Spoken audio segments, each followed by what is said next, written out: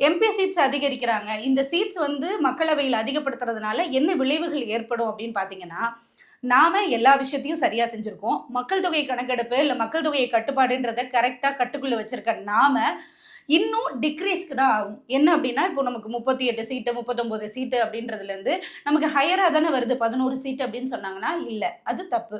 எல்லா விஷயத்தையும் சரியா வச்சிருக்க நமக்கு இது பாதிப்பு.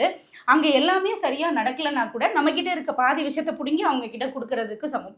ஏற்கனவே தென்னிந்தியாவ பொறுத்தவரைக்கும் நெறைய விஷயங்கள் இங்க கிடைக்க மாட்டேங்குது. அதுலயும் குறிப்பா தமிழ்நாடு என்ன கேட்டாலும் பாஜக அரசு கிட்ட இருந்து தமிழ்நாட்டுக்கு எதுவுமே வரமாட்டேங்குது. இந்த மாதிரியான சூழல்ல 543 மக்களவை உறுப்பினர்கள் இருக்கக்கூடிய அந்த மக்களவையிலேயே இங்க பேசக்கூடிய நிமிடம் அப்படின்றது தமிழ்நாட்டில் இருந்திருக்கக்கூடியவங்களுக்கு மட்டும் இல்லாம எல்லாருக்குமே கம்மியான டைமா கொடுக்கப்படுது. நீங்க நிறைய பேர் பேசினா கூட அது எடுபடாத ஒரு சூழல் இருக்கு. இந்த 39 பேர் பேசுறதே இன்னும் வெளியில முழுசா வராத பட்சத்துல நீங்க அதிகமா ஆக்குனா அங்க வரும் அப்படின்றது மிகப்பெரிய கேள்விக்குறி.